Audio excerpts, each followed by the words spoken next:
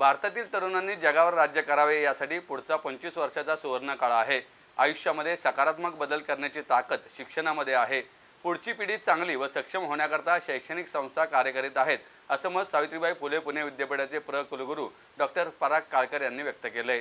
Jadhavar group of इन्स्टिट्यूटच्या वतीनं 8वा राज्यस्तरीय आदर्श शिक्षक पुरस्कार प्रदान सोहळा नरे येथील प्राचार्य डॉक्टर सुधाकरराव जाधवर सभागृहात आयोजित करण्यात आला होता। यावेळी कोहिनूर ग्रुपचे संस्थापक अध्यक्ष ज्येष्ठ उद्योजक कृष्णकुमार गोयल, अभिरुची मॉलचे सुनील भिडे, संस्थेचे अध्यक्ष प्राचार्य डॉक्टर सुधाकर जाधवर, उपाध्यक्ष ॲडव्होकेट शार्दूल जाधवर, खजिनदार सुरेखा जाधवर यासह अनेक मान्यवर उपस्थित होते।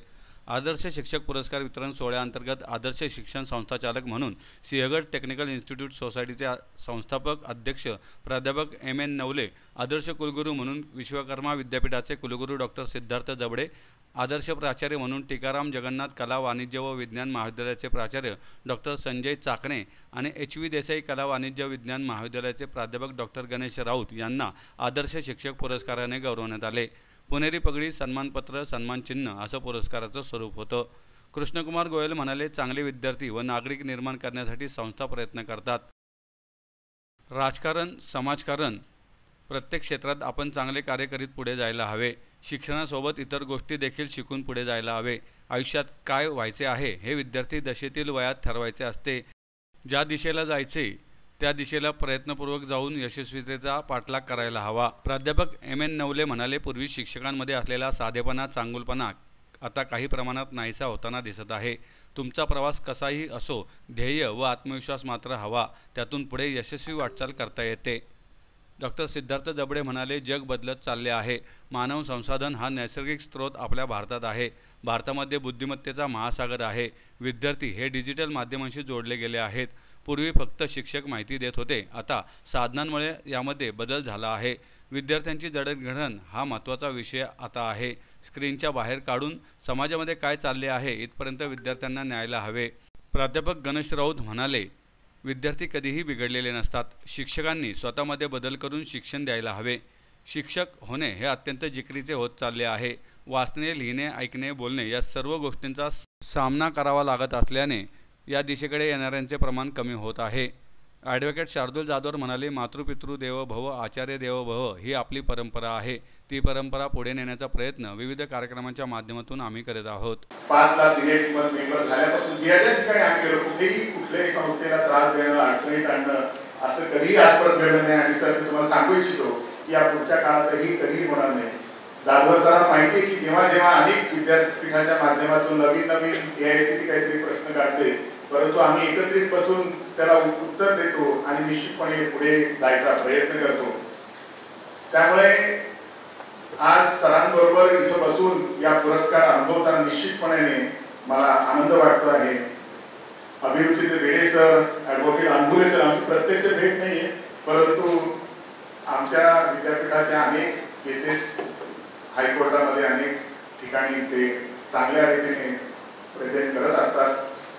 आपण खरं तर राष्ट्रीय शैक्षणिक धोरणामध्ये वेगवेगळे नवनवीन प्रयोग करतो आहोत आणि विद्यार्थी फक्त परीक्षार्थी न होता त्याचं चतुरस्र विकास झाला पाहिजे, त्याचं बहुआयामी व्यक्तिमत्व घडलं पाहिजे, हा प्रयत्न सर्व संस्थांच्या माध्यमातून आपण सगळेजण करतो आहोत। ज्या डेमोग्राफिक डिव्हिडंडचा उद्देश झाला, खरं तर मागच्या 15 दिवसापूर्वीच आपल्या महाराष्ट्र शासनाला अशी विनंती जर्मन काउन्सिलेटकडे झाली आहे की त्यांना पुढच्या काळात 5 टेक्नॉलॉजी साधी मुलं जर्मनीमध्ये नोकरीसाठी पाहिजे आहेत आणि महाराष्ट्र शासनाबरोबर ते करार करायला सुद्धा तयार आहेत। तंत्रज्ञानाने युक्त असणारे 5 लाख विद्यार्थी आज जर्मनीसारख्या एका प्रगत राष्ट्राला पाहिजे।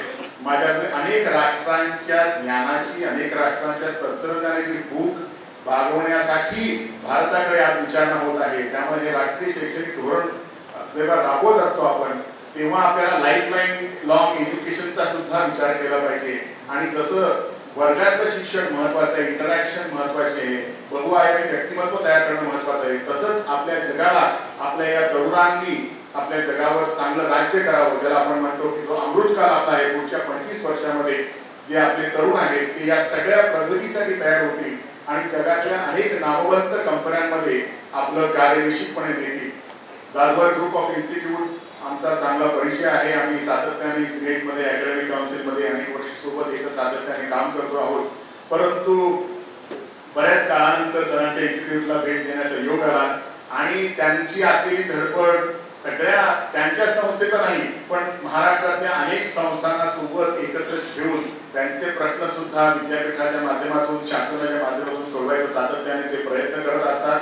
आणि निश्चितपणे आपल्या राष्ट्रीय स्तरावर असेल किंवा राज्य स्तरावर असेल या संस्थांच्या अडीअडचणींचं प्रतिनिधित्व गानवर सर सातत्याने करत असतात. म्हणजे दोन कॉलेजचे जरी अडचणी असतील तरी सर स्वतः सावित्रीबाई फुले पुणे विद्यापीठामध्ये येतात, वेळ घेतात आणि संवादाने प्रश्न सोडवायचा प्रयत्न करतात. तर निश्चितपणे हे राष्ट्रीय शैक्षणिक धोरण राबवताना आपण बहुआयामी विद्यार्थी जे तयार करणार आहोत या बहुआयामी व्यक्तिमत्व तयार करण्यासाठी आपल्या या सगळ्यांच्या कार्याचा उपयोग होईल.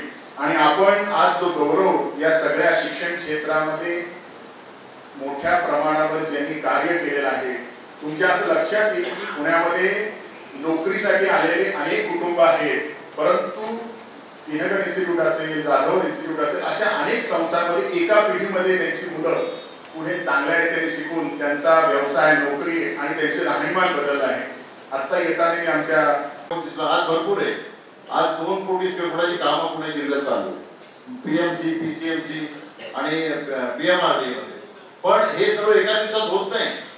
तुम्हाला आश्चर्य वाटेल, मी शाळेत असताना खाकी चड्डी, पांढरा शर्ट, चड्डीला 2 ढिगळ असायची त्यावेळेला.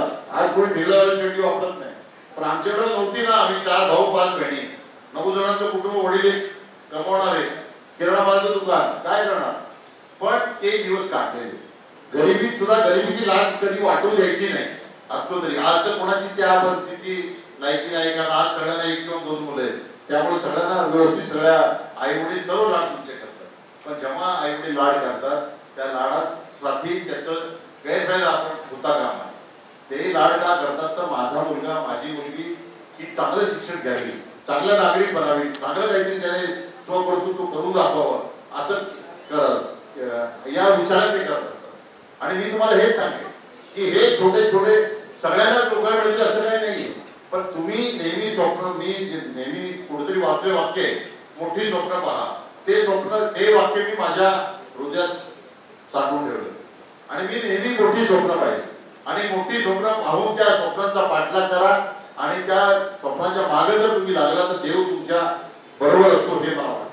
माझ्या स्वतःच्या अनुभवावरून सांगतो मित्र. 2-3 गोष्टी मी तुम्हाला सांगतो. या वेळेला ज्या वेळेला मी शाळेत शिकत होतो तर एका शाळेमध्ये कार्यक्रमामध्ये सांगण्यात आलं की बाबा आजच्या समारंभाचे अध्यक्ष हे आपल्या संस्थेचे माजी विद्यार्थी आहेत. मी 7वीत असताना मला जेव्हा हे कळालं तर मला वाटलं अरे हे जर या संस्थेचे अध्यक्ष होऊ शकतात, माजी विद्यार्थी असून मी का होऊ शकत नाही. हे मी 1967 साली ऐकलेलं वाक्य होतं. आणि गेली आता 8-10 वर्ष झाले मी ज्या संस्थेचा माजी विद्यार्थी होतो त्याच संस्थेचा अध्यक्ष, त्यालाच एक मिनिट आता परवा मिळाला. चांगला मुद्दा हा स्वप्न आपण पाहिलं, पण त्यासाठी परिवार प्रयत्नही केले. पॉलिटिक्स केलं नाही, घाणेरडा केलं नाही, मेरिटवर आपण अध्यक्ष झालो. आणि त्या ज्या शाळेत आपण शिकलो, ज्या संस्थेमध्ये आपण शिकलो, त्या संस्थेचं मुलांचं भलं व्हायला पाहिजे, तिथल्या शिक्षकांना चांगली वागणूक मिळाली पाहिजे आणि उच्च शिक्षण द्यायला पाहिजे, हे ध्येय ठेवून आपण काम